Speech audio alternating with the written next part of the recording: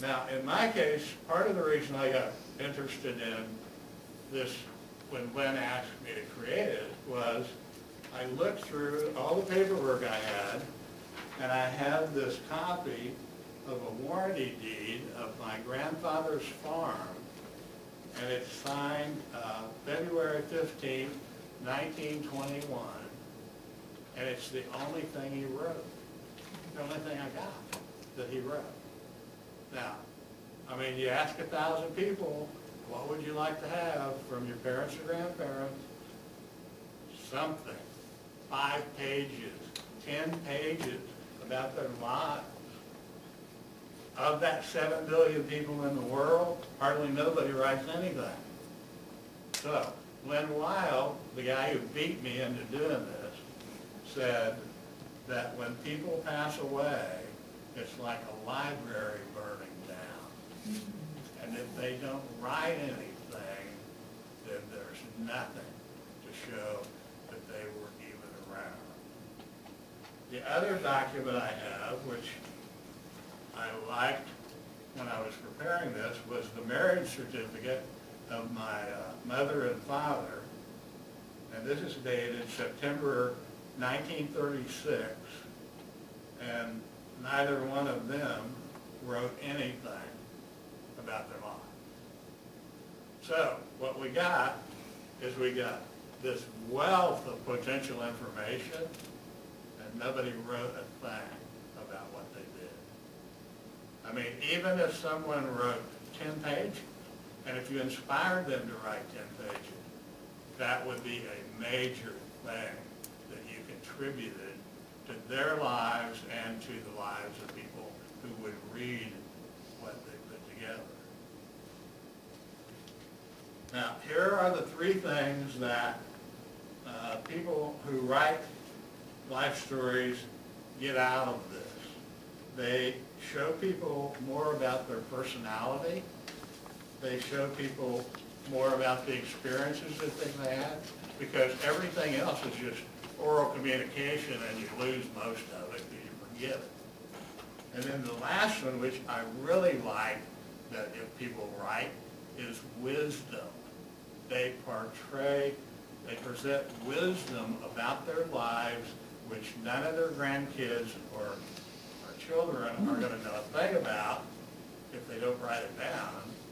And what wisdom boils down to is, I tried to do something, and I tried for 10 years, and it never worked. And I spent $25,000 trying to pound a round peg into a square hole. If you would tell your kids or grandparents this, they just think you're lecturing them. If you write it in the story, you have no reason to be lecturing them, and you might save them an awful lot of time trying to do something that isn't going to work. So you could have any number of things that you tried in 50 or 60 or so years that could be even a list that if you try this, it isn't going to work. You've got to waste a bunch of time that you could have been doing something else.